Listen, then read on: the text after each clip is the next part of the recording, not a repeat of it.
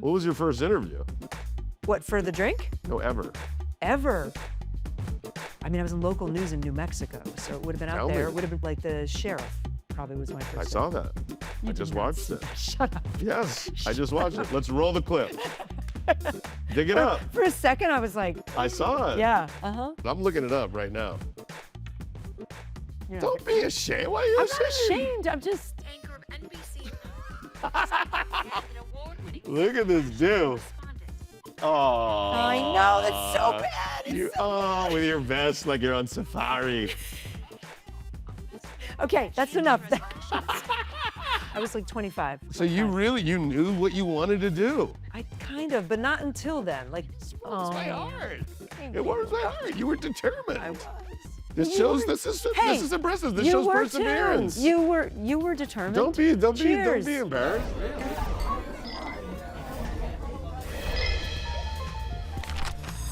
Oh, look, New Eric show. Andre. Whoa, you got a mojito. You chose a mojito. I love that. I'm a rum nerd.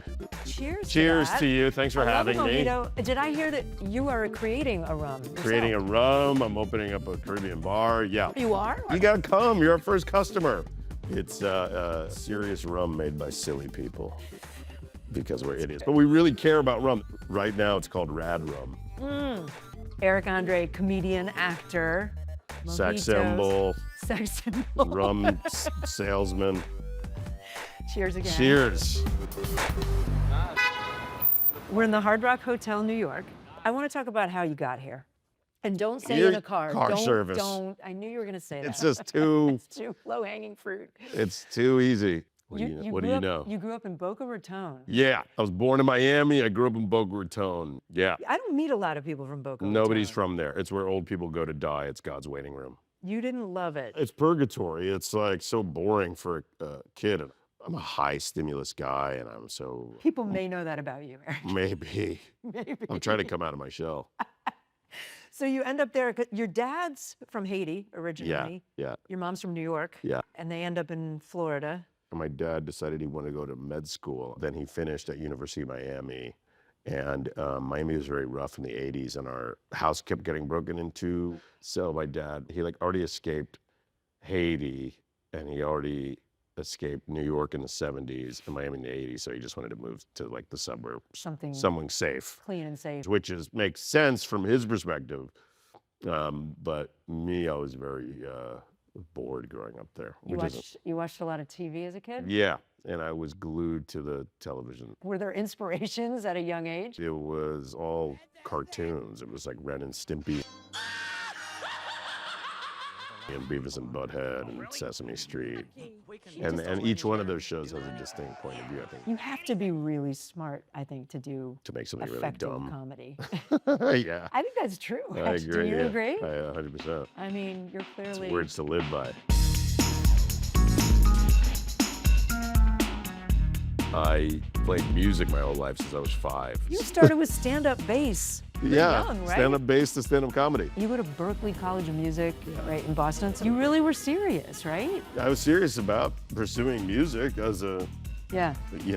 I don't know, a creative endeavor. But And then why was it exactly that you said, okay, this is going to be my career, comedy? I was a class clown every year between kindergarten and 12th grade, so I always was the jokester. I just didn't even consider it like that's a profession that you can pursue. I was seeing all these musicians that were like virtuoso players, amazing songwriters, and they were struggling all the time and eating beans by candlelight. But comedy felt like if you get good at comedy, you'll at least get a job somewhere writing for some TV show I see. or writing Okay. for another comedian or something. It's So, like, interesting because I would have thought comedy's hard. Like, comedy's hard. and I think you did end up scraping for a while in the Yeah. beginning, yeah? Yeah, but I felt like comedy's hard, but there's way less comedians on earth than musicians. True. You moved to New York and it seems like there's a decade there where you're just like scrambling. Yeah, there's a decade of poverty. I mean, there's a decade of odd jobs and like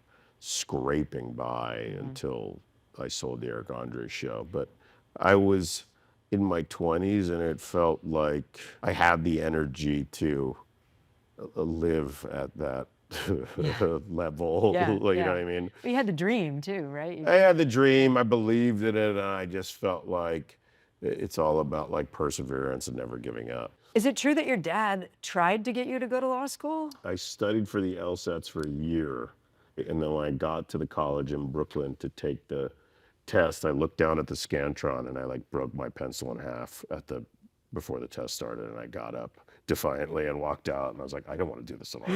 Wow. And I told my dad, and he goes, well, you seem pretty determined to do this. I guess you're going to do it. I guess I got to be I mean, that's a supportive about it. sign, like Yeah. that you just couldn't even take the test. I Yeah. couldn't, I was like, why? Who am I doing this for? I'd Right, rather be right. poor and creative than make money and be miserable. How do you come up with the Eric Andre show?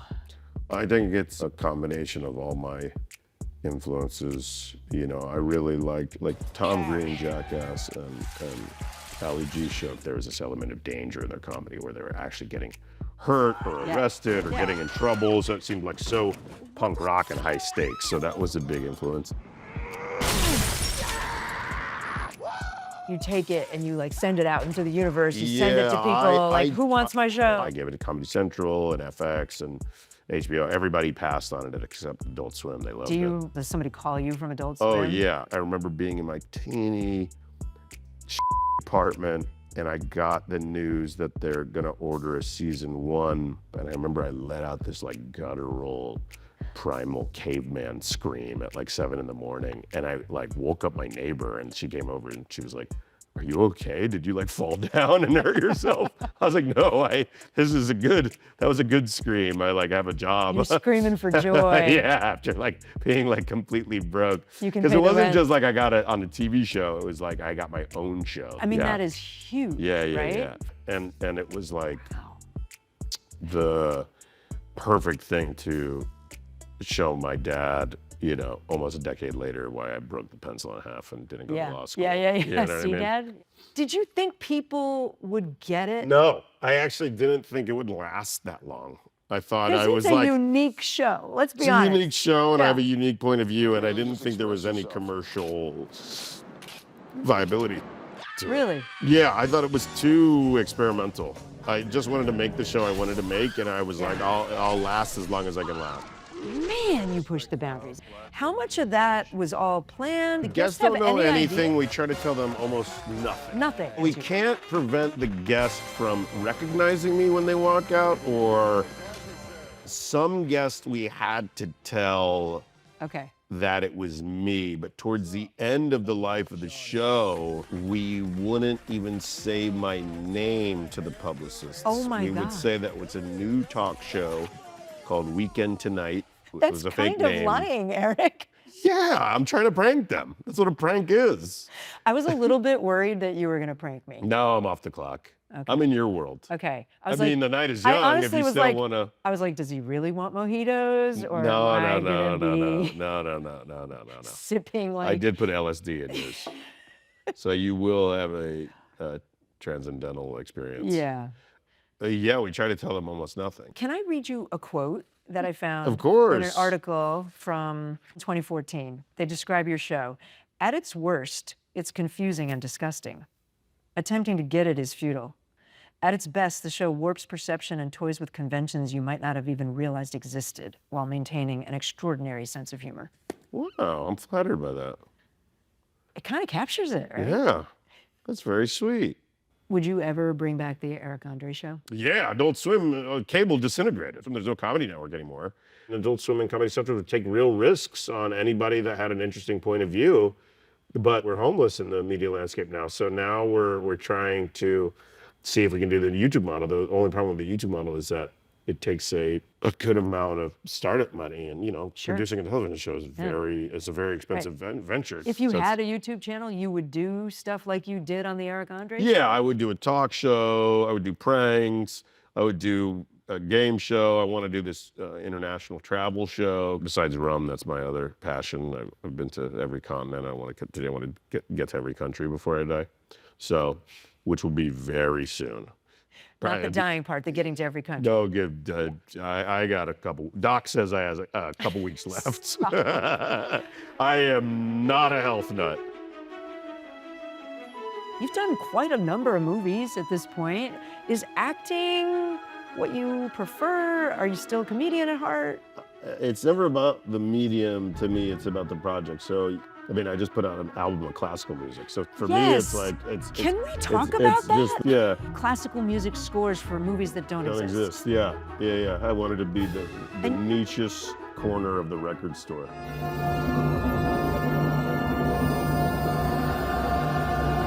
This is going back to your days as a musician. Yeah, it was a midlife crisis activity. I just felt like, well, you have to compose music for an orchestra before you die and play with an orchestra before you die. Oh, I see. I listened to it. I mean, there's some really good tracks on Oh, there. thanks. Yeah. You didn't have to listen to it. No, I did. I'm like, yeah, I'm a little bit embarrassed by everything. Really? After you finish something, you're like, it's embarrassing. John Carpenter doesn't watch his movies when he's finishing, you know that. Well, do you? I usually do it once and then that's it. And then I can't like watching it. Yeah. Because then you can't pick it apart anymore and there's something vulnerable feeling about it. Is he okay? He will be. It was quite an accident. He was very lucky. You have a new movie out. Oh, Little Brother. Who the is this? I am John Cena's little brother. It's kind of like What About Bob meets Parasite meets Step Brothers. In high school, he did his charity thing, this mentorship program. Right. I was a little brother, but like, he just hung out with me for a few weekends in high school as something that looked good on a resume. But to me, that was very impactful. He hasn't thought about me since high school. So I slowly charmed my way into the wife's life and the kids, and then everybody loves me, but I'm driving him insane, yeah. There's a lot of physical comedy in there. Yeah, that's what I do. I know. That's what I do. It's the earliest comedy, caveman comedy. Can we do rapid fire real quick? Yeah, whatever you want. All right, reality TV show you would dominate. Oh God, I love 90 Day Fiance. There we go. So I would definitely. Are you married? No, I'm waiting for that show. Your most expensive bad decision? Moving back here a few years ago. To New York. This town is astronomically more expensive than when I was here 20 years ago, and it was crazy expensive. It's like, it's not viable. If your life had a warning label, what would it say? Don't forget to give this guy his Zoloft. Advice. What advice? For you? Not for me. What advice would you give to... You're the queen of the ball. What? People who listen and watch this, they want to know how to do what you do. My advice would be, don't follow in my footsteps. Like, look at Kevin Hart. Just do whatever he's doing. That guy's rich.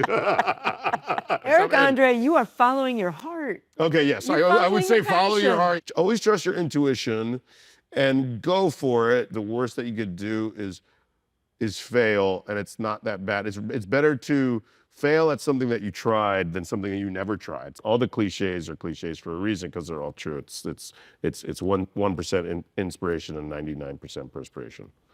Eric Andre, this was fun. Thank you so much. Thank you. Appreciate it. I appreciate it. You're not going to use any of that, are you?